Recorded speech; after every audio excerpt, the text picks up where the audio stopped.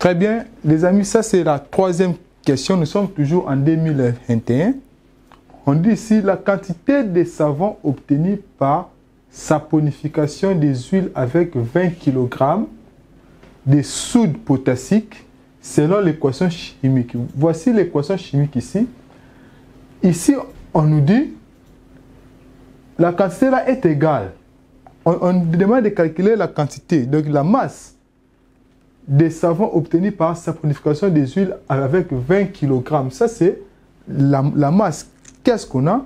Or, ici, nous avons 3 kWh. 3 kWh dans sa masse égale à combien? 20 kg. 20 kg, si nous les convertissons en grammes, qu'est-ce que nous aurons? Oui, multiplié par 1000. Nous aurons 20 000 grammes. Or, nous devons connaître aussi la masse molaire. La masse molaire de quoi? La masse molaire de soude caustique. La masse molaire de oxyde de potassium, c'est combien? Oui, qui peut calculer? Sa masse molaire, nous aurons quoi? 168 grammes par mol. Ça, c'est, on peut appeler ça la masse molaire donnée. Et nous devons aussi déterminer la masse molaire de celui-ci. Or, nous avons quoi? 3. Donc, sa masse molaire, appelée masse molaire de X, ça sera quoi? Masse molaire de X sera 320 multiplié par 3, qui donne combien? 960 grammes par mol. 960 grammes par mol. Très bien. On nous demande de trouver quoi? La masse de X. La quantité de savon obtenu par saponification des huiles avec 20 kg de soude potassique selon l'équation chimique ici. Ici, nous savons tous que lorsque j'ai la masse molaire des données, j'ai la masse des données, j'ai la masse molaire de X, mais on me demande la masse de X. Donc ici, ça c'est la masse des données. Qu'est-ce qu'on a? Comment est la formule? Nous avons masse des données, si masse molaire des données égale à masse de X sur masse molaire de X. On fait le produit des moyens produits des extrêmes. Qu'est-ce que nous aurons? Nous aurons masse de X sera égal à quoi? Sera égal à la masse des données multipliée par la masse molaire de X, le tout sur masse molaire des données. Qu'est-ce que nous aurons? Masse des données, c'est 20 000.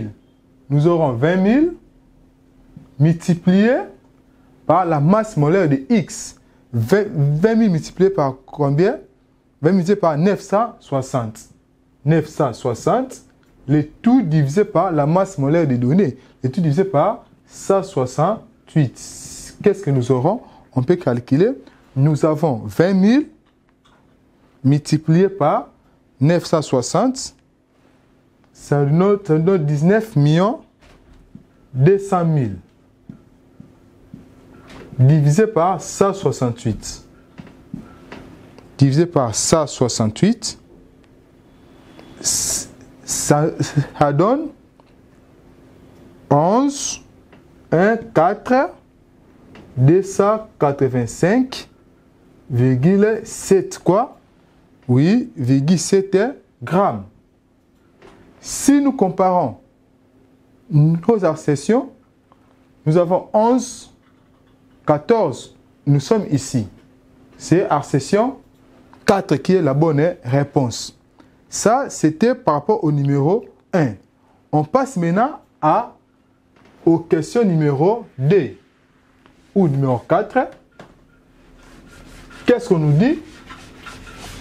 Question numéro 4, on nous dit classer les molécules. On nous a donné quelques molécules ici présentes. Nous avons les molécules ici. La molécule A, C. CSD. Et puis, nous avons B. C. Chlorure de sodium. Chlorure de sodium. C. C. Fluorure d'hydrogène. HF. D. C. D'hydrogène. D'hydroxyde de calcium. Qui est là. Et nous avons. Et puis, voilà, on nous demande de classer dans l'ordre de grandeur croissant de l'air moment dipolaire estimé sur la valeur électronégative. Or, nous connaissons les valeurs d'électronégativité ici. Pour trouver la valeur d'électronégativité, qu'est-ce qu'on a? On a E2- E1. Voilà, la valeur d'électronégatif. Qu'est-ce que nous aurons pour la première molécule? Pour le soufre, c'est 2,5. Soufre, c'est la valeur d'électronégativité. Nous aurons 2,5 pour le soufre, moins le carbone aussi, c'est 2,5. Ça nous donne 0. Prenons maintenant pour chlorure de sodium. Le chlore, c'est 3,0. C'est des valeurs qu'on trouve derrière les tableaux périodiques. 3,0 moins le sodium, c'est combien? C'est 0,9. 0,9. Si on fait des calculs, 3,0 moins 0,9 donne combien? 2,1. On passe à la troisième molécule. Nous avons fluor, c'est 4,0. Oui. Avec des négativité de fluor 4,0. Moins combien? L'hydrogène, c'est combien?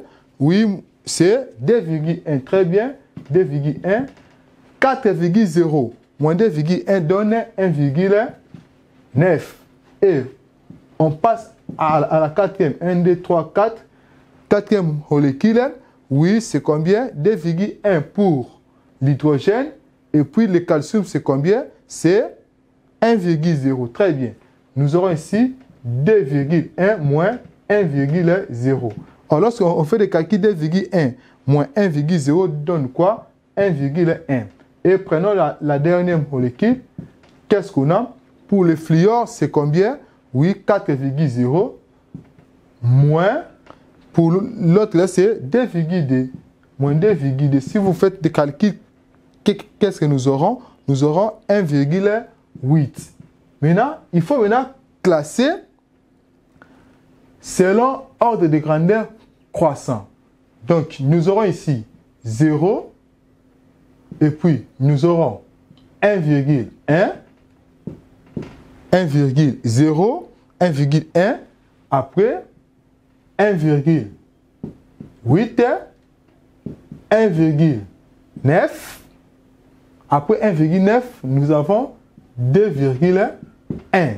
Donc, qu'est-ce qu'on aura?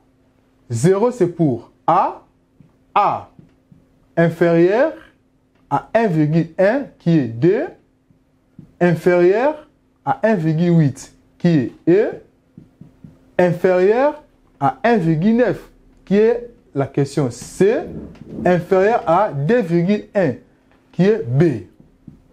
Or, les accessions proposées ici, on peut maintenant comparer.